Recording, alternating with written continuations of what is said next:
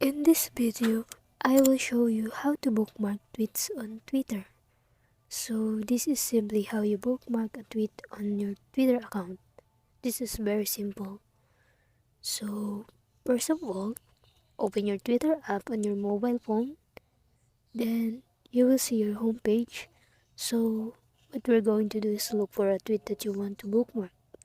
For example, this is a tweet that I want to bookmark. So I go into the share icon here, and there I tap, and you should see a menu appeared. Here we need to tap a bookmark so that the tweet has been bookmarked. So there are ways to check the tweet you bookmarked.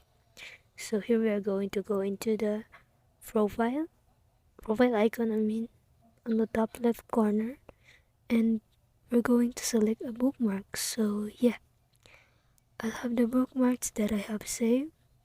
So this is how you do it. This is how you bookmark tweets on Twitter. So I hope you find this video helpful. Thanks for watching.